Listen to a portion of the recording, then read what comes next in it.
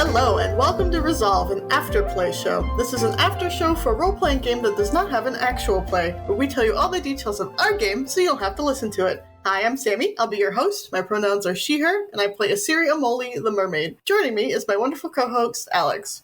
Hi, I'm Alex. I use he, him pronouns. I play Moogle mercenary Smog, and his Malboro companion Juice both also use he, him pronouns. We are joined today by Zach. Hi, my name's Zach. I use he, him pronouns, and I play Tao, the digital monster, uses they, them pronoun.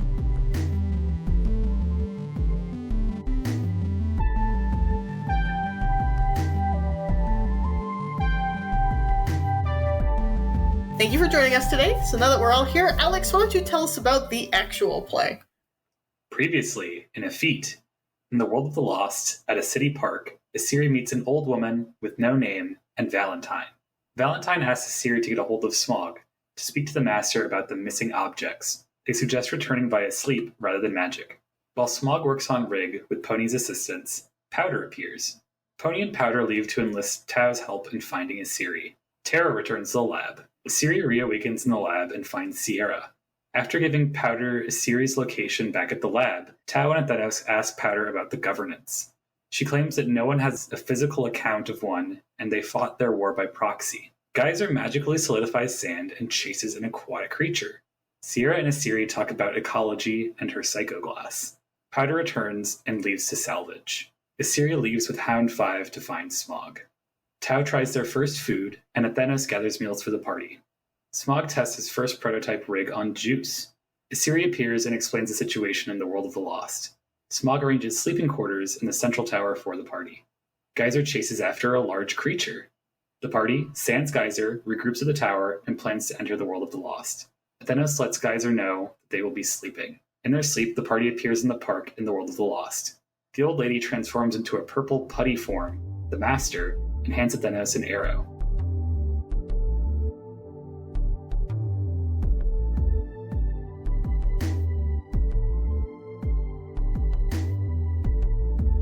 Alright, well now that we've heard the actual play, let's do a deep dive into the session.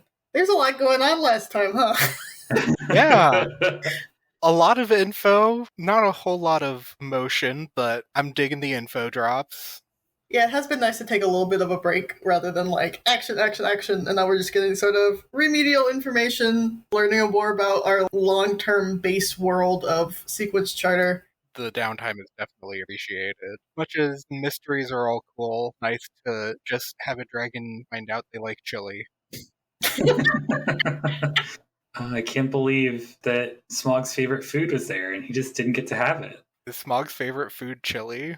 Yeah.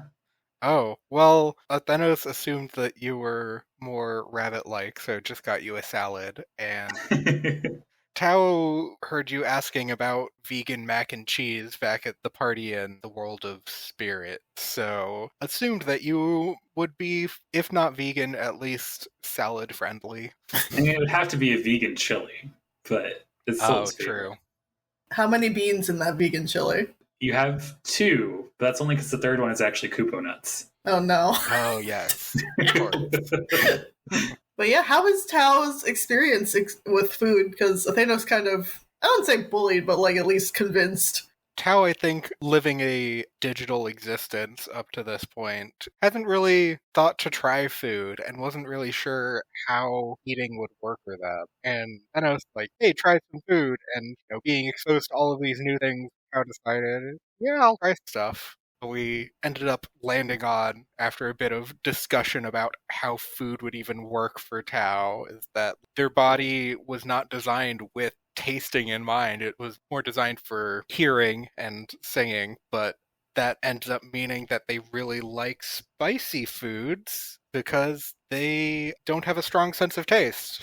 So they like the extra burning sensation. Definitely falls in line with the fire-breathing dragon part. That tie-in also was a nice touch. Will there be any long-term ramifications for this experience? There might be. Up until now, we've had multiple feasts where I mentioned, like, Tao did a performance at the feast and then just kind of hung around people talking to them, but also not really engaging. This might be part of a more long-term thing of Tao getting to know societies more instead of just performing for them. And Tao is also open to trying to go to sleep with everyone else, entering sleep mode to go into the world of the lost. So there just seems to be a lot more trying to get along with the group, trying to do the same activities they're doing, this session especially. Mm-hmm. Yeah, it could be said that there's a sense of understanding by partaking in those particular activities. With this time away from their home world, Tao might be missing the sort of companionship with the other Vocaloids and digital beings that they used to hang out with. So trying to partake in more activities with the group might also be an extension of that.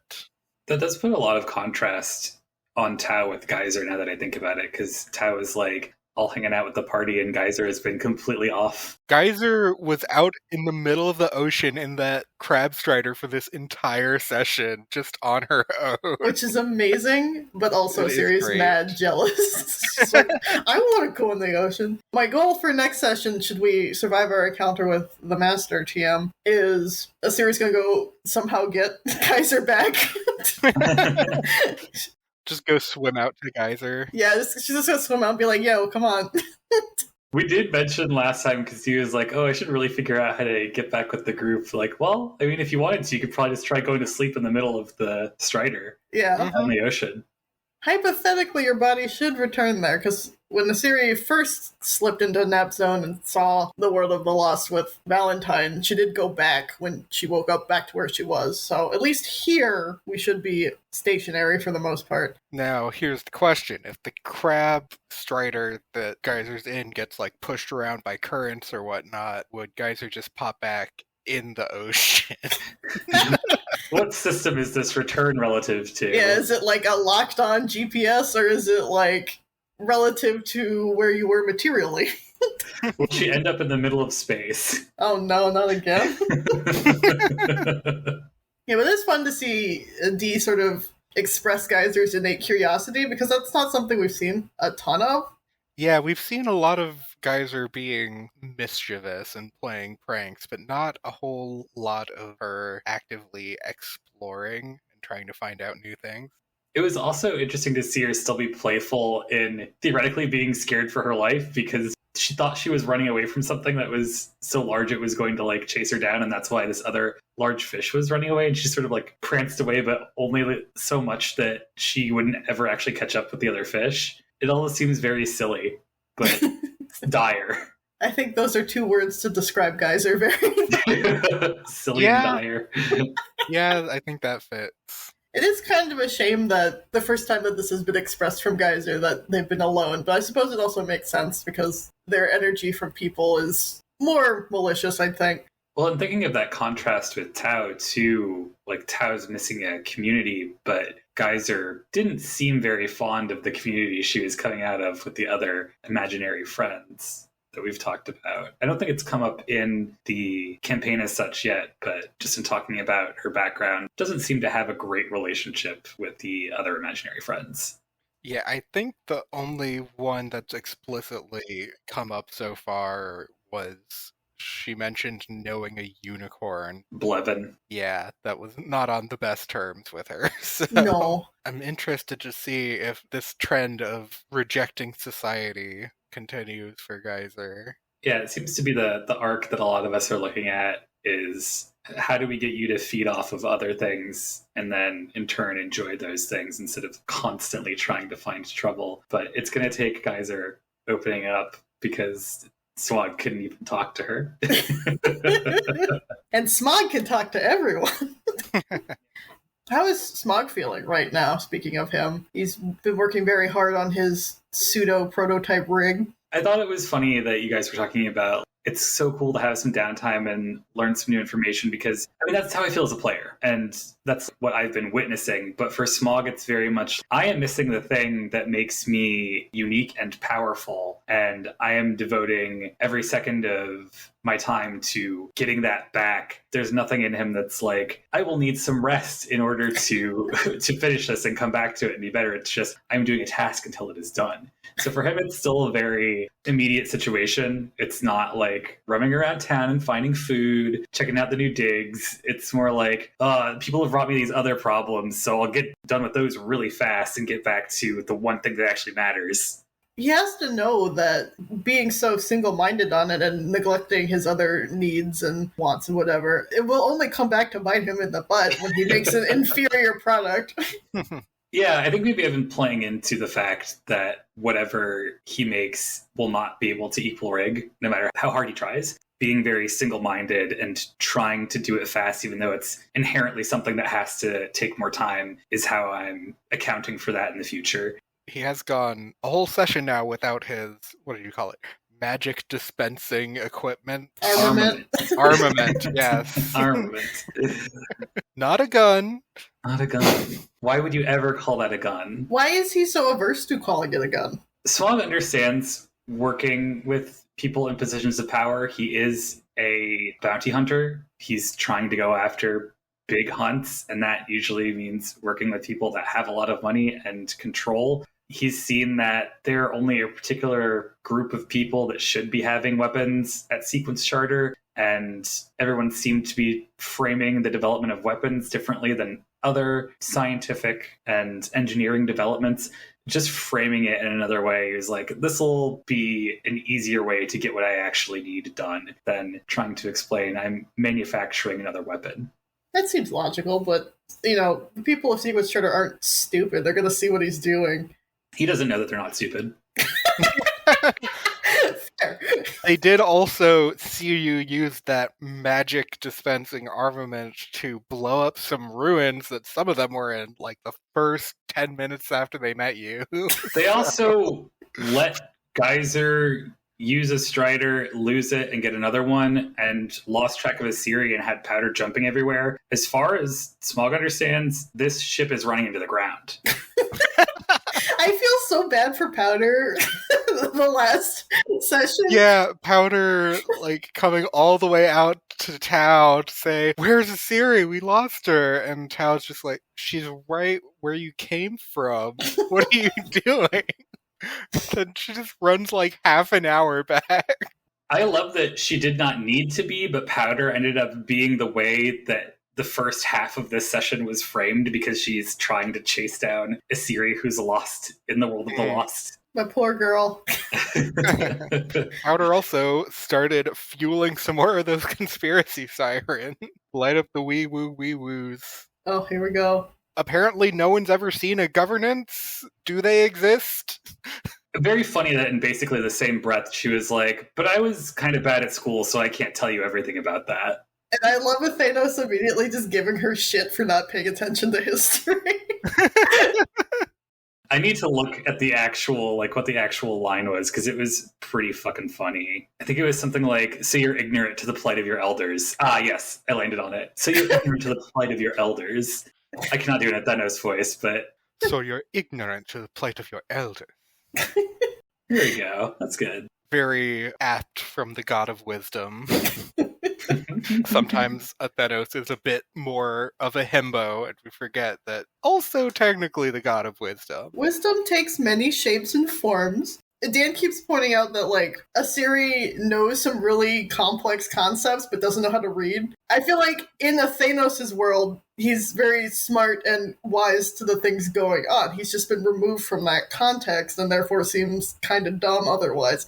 Oh, absolutely. It's like forcing a chicken to swim underwater. That's not where they're best suited. It's been difficult being the character who knows the most in the room. That is not usually what happens when I play a role-playing game. Like, even when we were playing Vampire, where I was ostensibly a very smart character, you still have a lot of faction stuff going on that other groups need to know about, so you can still play with that level of information. But in Interstitial, you could have some sort of faction play from your characters that are coming in, but it's not as necessary to the storytelling, so we're all learning something new together.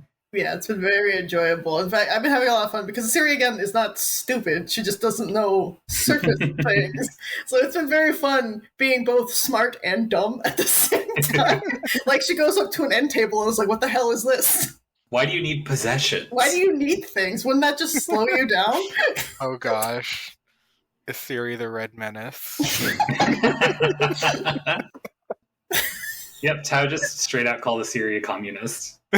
She doesn't know what that means, but thank you, question mark.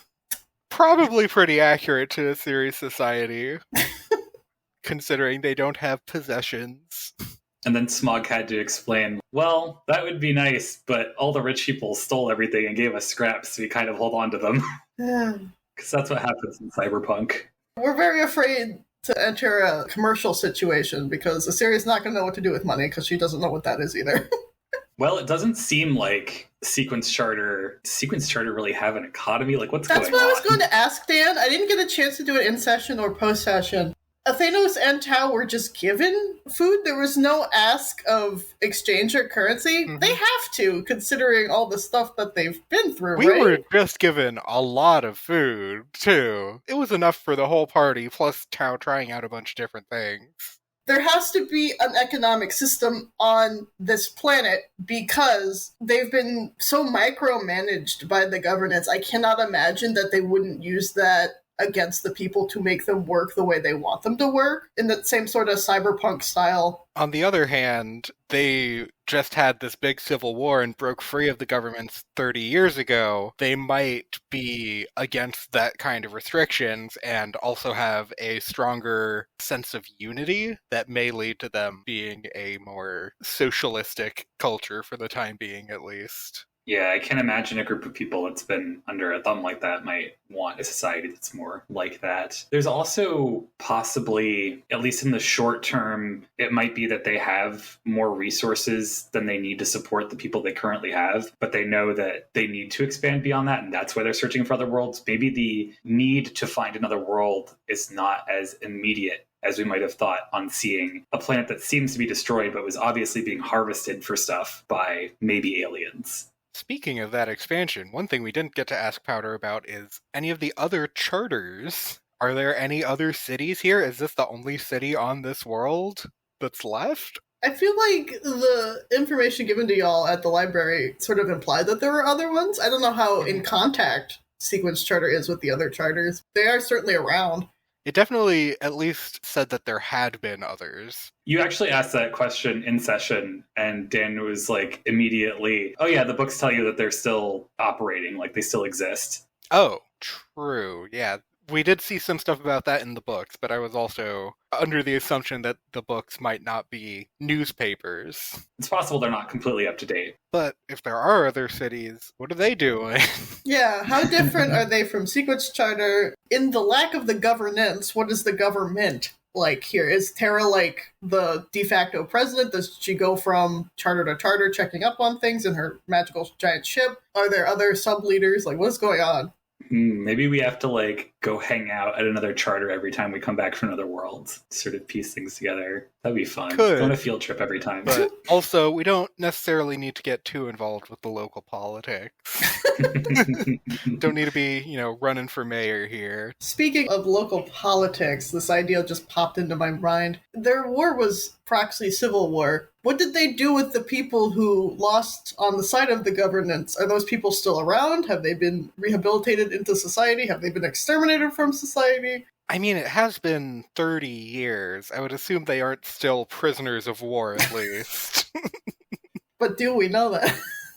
We don't know that for certain. Yeah, and what about the robots? Are those all the robots that we've been seeing around? Have they been repurposed, or is it just those particular builds were always used for war, so they're not around anymore? Well, I'm curious as to what's going on with the chrome domes. Hound, we know, has been repurposed. It's very clear that he is some sort of violent robot geared for war and fighting, just retooled for medical purposes. But Thompson's curiouser. True. I wonder if Thompson was more like an intermediary for the governance as a more protocol droid-like being. Possibly. Or maybe even, it did have, huge tank on its back. Maybe Thompson was a supply chain droid transporting psychoglass.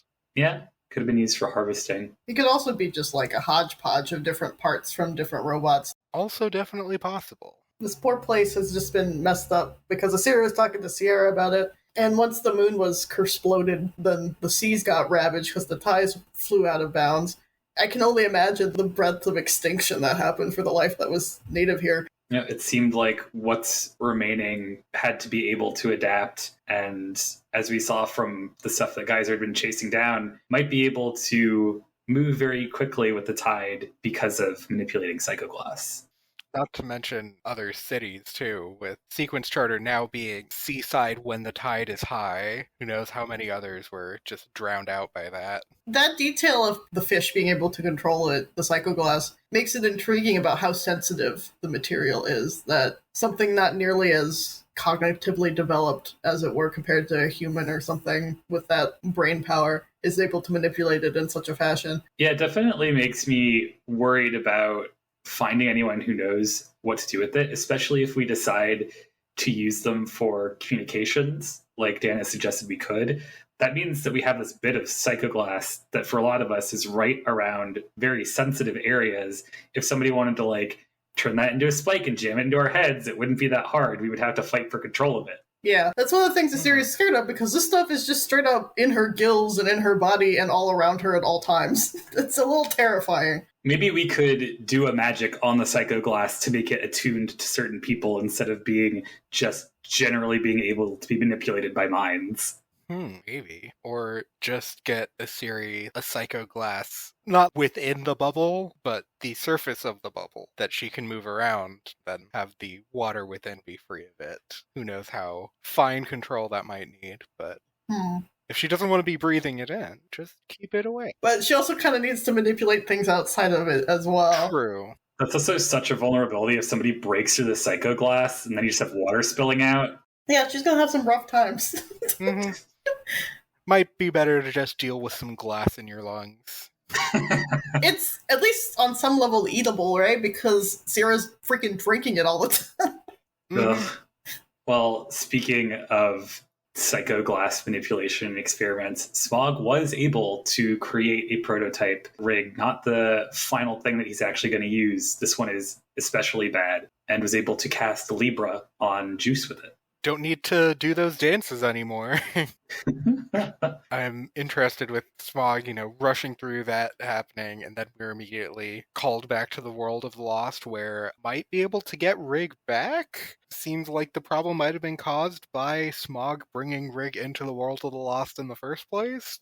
Yeah, I've been wondering why that might be. I've been talking about magic as the stuff of dreams, and that's something that's slightly similar for some of our other characters. It's something that happens in fiction a lot. I wonder if Rig is just eating into the material of the world of the Lost because it is a place of pure fantasy of dreams and lost things. I don't know, because when Valentine was talking to Isiri one-on-one, they stated point blank, the Master is the only one that allows things in and out. Everything else is either the concept of them, the ideal form of a person, an object, whatever the hell. So the fact that Smog broke through that barrier and things are cracking, as Valentine described it, may lend that there's more damage done than just Rig's presence being there. I'm sure it's not helping, but it's maybe more drastic than anticipated. Yeah, it's interesting that the focus seems to be on getting Smog there, because it's not like Isiri and Juice even didn't also come in with their own things. So I was wondering, if it's more that Smog is the one who figured it out and they understand that somehow,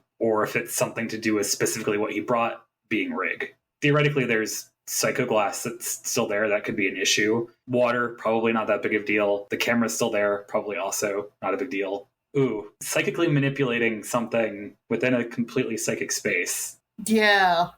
That could be a problem. You're right. Ooh.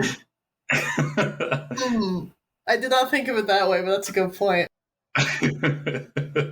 I was trying to talk to Dan about this yesterday, but I can't put words to this feeling. The series is somewhat transfixed with the world of the Lost in a way that I just don't have a definition for. She wants to continually explore this place, but there's not a reason for her to go back. There's no goal for her there. It doesn't seem to be assisting in the overarching goal, which is connecting the worlds, getting us back to our own universes, as it were. But there's something about this place that keeps drawing her back in.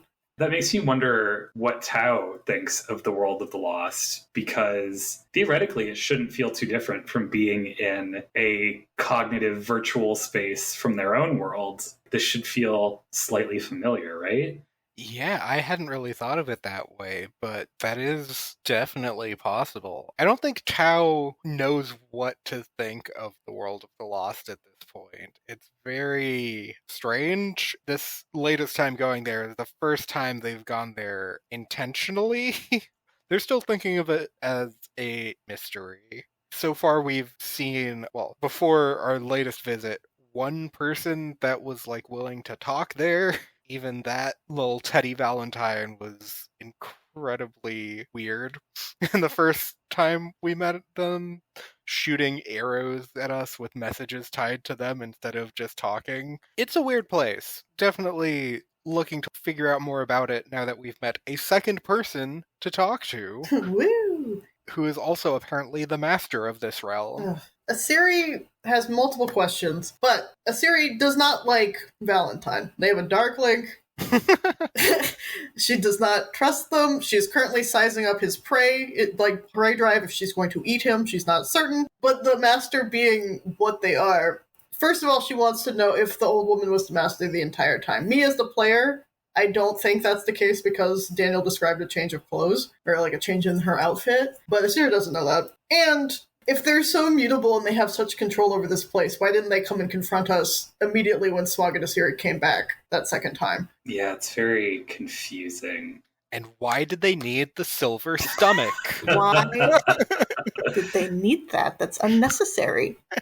Now that we've been talking about the world of the lost for a little bit, I think I have a sense of who it might be more meant for, in the same way that we learned that the world of spirit was more focused on issues from a series backstory. It's seeming clear to me that this is meant for Geyser, which makes it really funny that she's the one who's not there right now. Because this is a dream world where concepts are housed.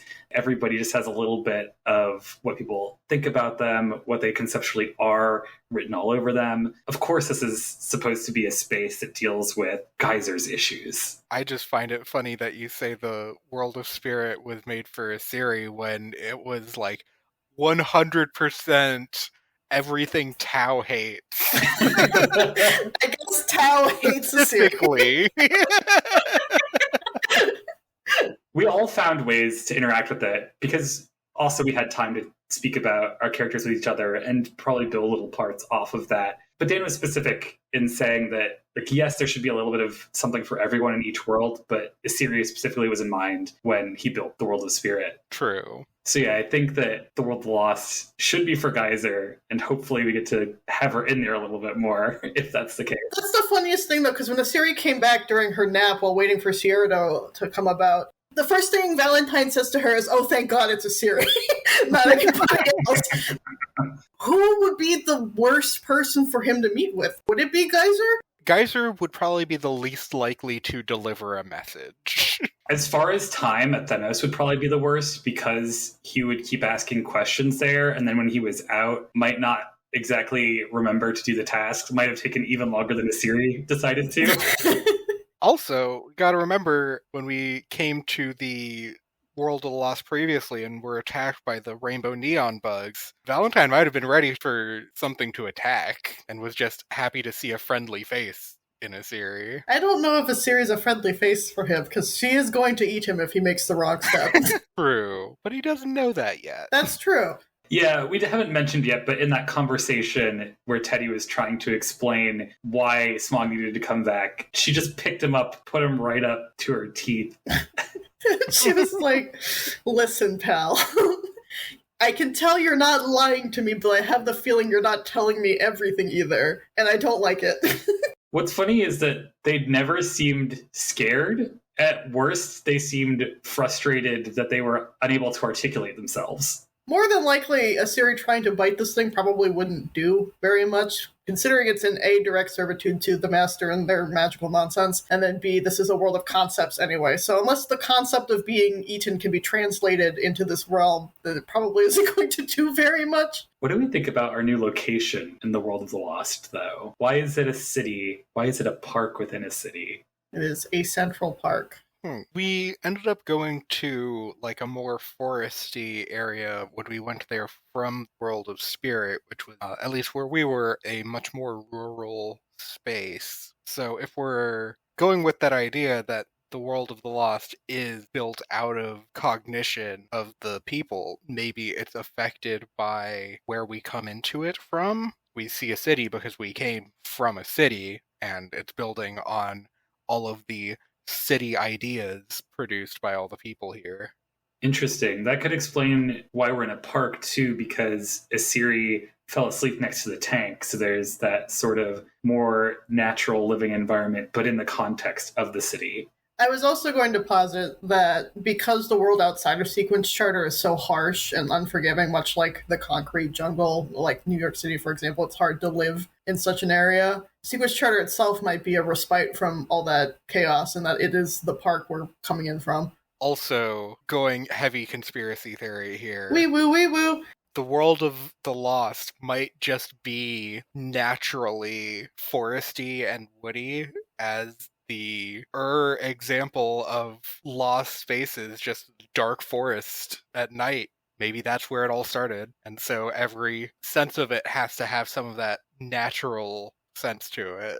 Do you think the way in which we fucked it up has made the city then? Like, it should be more wilderness, but because of the stuff we brought, because of coming there the wrong way and not leaving the right way, that the city has popped up? Maybe Smog forcing Rig through has made the World of the Lost look more like what Smog imagines their world to be like. Who knows? Maybe, but like, you can get lost in a city, you can get lost in the desert, you can get lost at sea. Why aren't we in any of these places? What a strange and confusing place. I'm excited to maybe eat the Master. Get to learn what Ditto tastes like.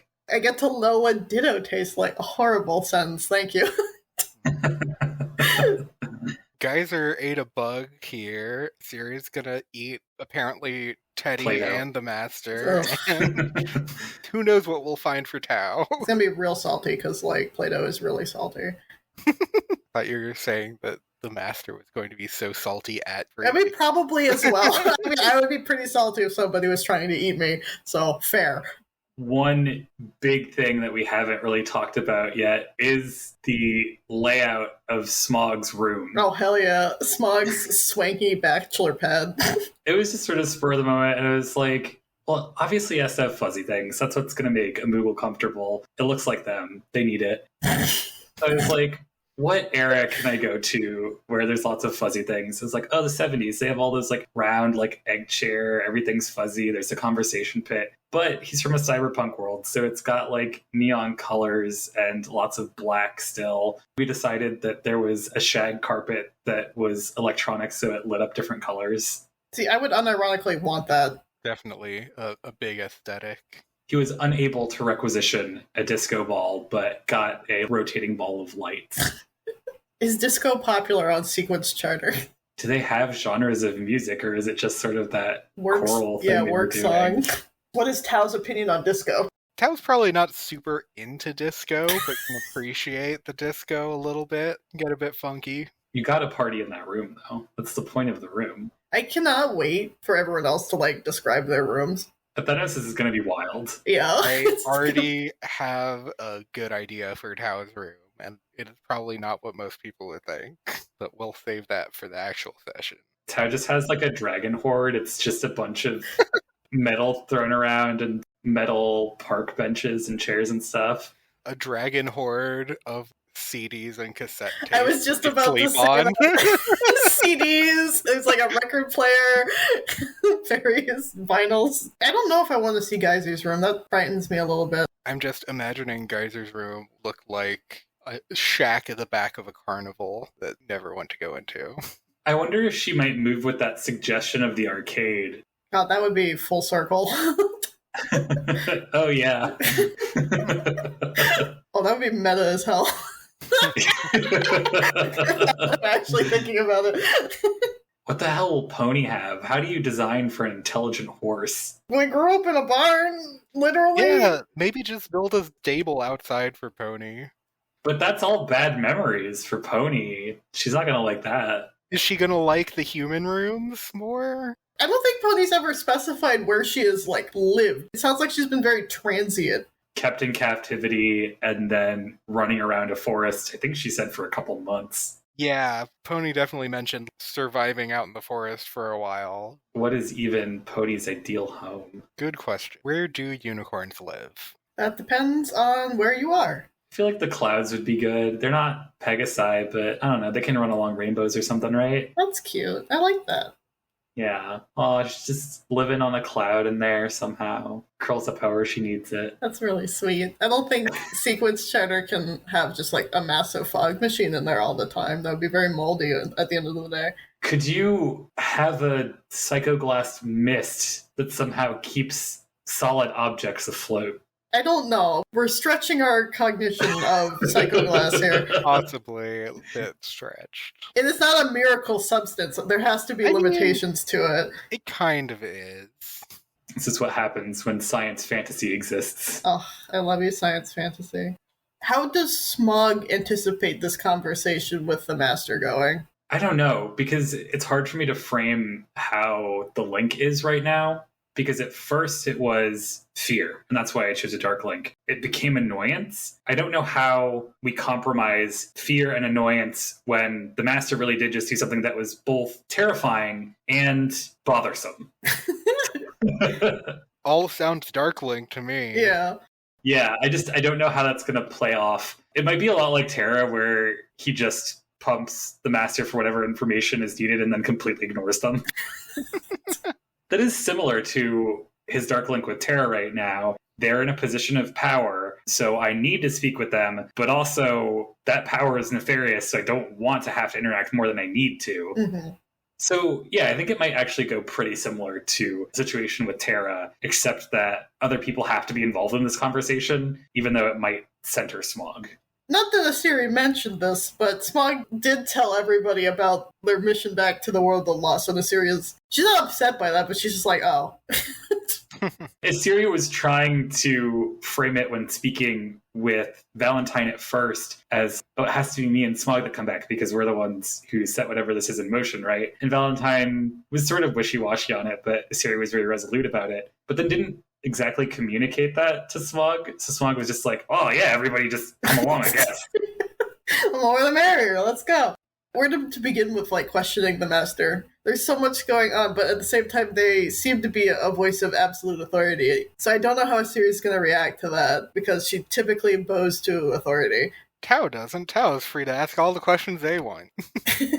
I wonder what the consequences will be. We've been very fortunate and very lucky in that nothing we've done, none of our shenanigans previously have caught up to us yet. But I feel like this is the first real stopgap for that. I feel like the hammer's going to come down on Isiri and Smog. I don't know that Smog can face consequences. What are you going to do to Smog to punish him? How is he not going to wriggle out of it? That's his whole shtick for the past however long he's been traveling. I think it's going to be difficult to make Smog feel remorse. True, but if the Master truly can control who comes in and out of this realm, and Smog now without Rig in full power cannot fully escape from this place, he can at least be made to suffer. Smog also has been thinking about Alexander, who has not shown up in the campaign proper yet. I'm wondering if push comes to shove, since this is a world of sleeping and that's where Smog has interacted with Alexander before, if there could be some hint of him showing up. Hey, I don't think Smog talked much about Alexander to the rest of the party. No. I mean, would you tell your new friends who don't even know about your pantheon that you've been receiving visions from God? You could tell Isiri that. I think she'd be like, yeah, it's pretty normal. Yeah. Like, Isiri and Athenos here, Yeah. I feel like it would go over pretty well. Though I do understand wanting to keep that a little secluded because it is a very personal. Like, it's not like you're going everywhere and be like, "Hey, I kissed my girlfriend today." Like, some sort of intimacy, I'd wager. There's also inconclusivity to it. It's not straightforward. The way I presented it to Dan is like, if this is really just Smog actually having dreams and there's no real Alexander to it, I'm cool with that. So I don't really know what's going on as a player either. It's just that Smog has had these dreams and is waiting for more of them. I wonder, would it disturb Smog that if in this place they never get a vision or any more messages from Alexander, that they're completely cut off? Because we haven't seen any of our past social links at all. It would be strange for Smog because he's already traveled to other worlds and still seen Alexander. Missing him now is new. It would imply a further separation that is strange. But he's already come to grips with that a little bit in that the places he's traveled to have been other Final Fantasy-ish worlds. I don't know. We'll have to see exactly how things go down, if that is even able to hit him, or if he's just resolute that he's had dreams of Alexander. I am mildly disappointed in you, Alex, for the episode name. Because we have a much better name. So Falafel House was mentioned, but I wasn't able to grab it in the notes anywhere. We never actually talked about either of the characters who were retrieving food, eating a falafel, or giving a falafel to someone else. And I felt like this title, Taste of Hard Work, if it remains, more encapsulated the variety of things that were happening in the session. Falafel was the first food that Tao tasted. He specifically said that, Athenos was describing how to eat food with some falafel. Okay, I got the describing how to eat food. I somehow missed that falafel was specifically it then. I think that was after we called it the Falafel House. It was like, you know what? Falafel's the only food that survived from Earth. I love you, Falafel House. We had a brief moment, but what is Tao's impressions of the Master as they glooped forward and around in the Gnome King style from the Return to Oz film? Tao just thinks this is really weird.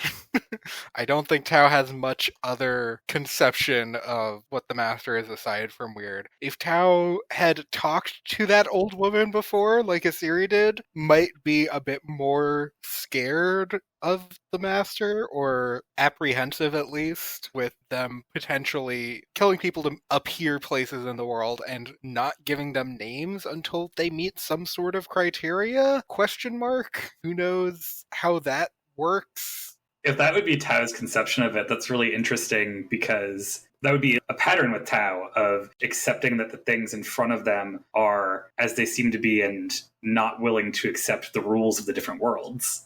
Oh yeah, that's definitely a bit of Tao. But also, Tao didn't speak to that woman at all before. Tao saw a woman who turned into the Master, so for all Tao knows, that was just the Master the whole time in a weird disguise. Something. Or the new form is a weird disguise. Tao has a mutable form. Maybe it's just the Master playing with some forms. Yeah, sure. We just met the Master at the last minute of the session, so sure we'll have a more solidified feeling about them next session. Ugh, I'm so freaked out. Isiri's like, did you destroy the memory of that person to do this? Because that's a very grave concern for her. Culturally, she just carries memories of people with her. I mean, the concept is that memory was already lost. A memory that belongs to no one. Who does that serve? Does it really matter that the scrap of a concept of an old woman was used to summon forth the Master? Maybe, but you've destroyed the chance of it being found now. Well, if that's actually what happened. Yeah, if that's accurate. It seems like things in the world of the lost are supposed to remain a little bit more permanently lost. It doesn't feel like there's supposed to be as much hope to get things out. That's the whole reason why we're here. Guys, we're lost. Anyone who wants it, what would you have done differently last session if there was a chance?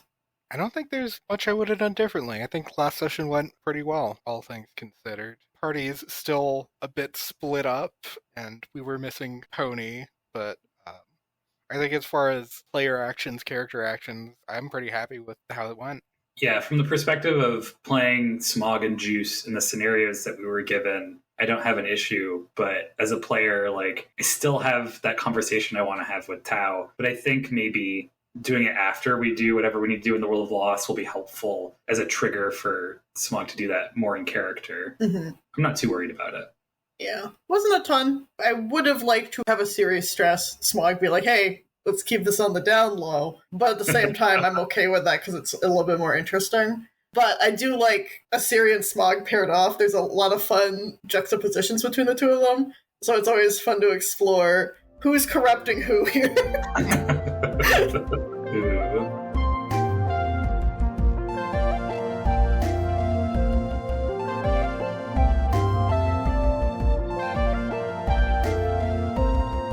Alright, so let's get to the resolution phase, the segment of the show where we each get to say something about the game with no responses. So what is your final say on this session, Zach? I'm liking the downtime, but also looking forward to some more of this intrigue in the World of Lost. And you can find me on Twitter at ZachDefense. Again, if Twitter still exists. What about you, Alex? Maybe if you make a gun and you pick up your old gun, you just have two guns? You can find me on Twitter at Shining Crobat, once again, if that still exists. And today I am suggesting to check out the music of Dragalia Lost. The game is ending very soon. This will probably be my last time to talk about it on the podcast before it dies. But that is one of the few official things that will survive from it. Got a couple certified bangers there, mostly done by Dowco. And for myself, I hope we learn a bit more about the World of Lost, because if we're as lost as I think we are, it's going to be a problem later on. And I don't want to deal with that. I don't think Isiri does either. And Twitter may be dying, but you can always find me on the rippling winds, just lingering between the space of nightmare and reality. This has been Resolve, an after-play show. You can find us online at most social media sites at ResolveAP. Except Instagram, which is at ResolveAfterPlay. Thank you so much, everyone, for joining us today. You can buy the game we're playing, Interstitial Our Hearts Intertwined, from its creator Riley Hopkins at linksmithgames.com. All links will be included in the description of the episode. Thank you again for listening. We end our turn here, so now it's your turn. What's happening in your game?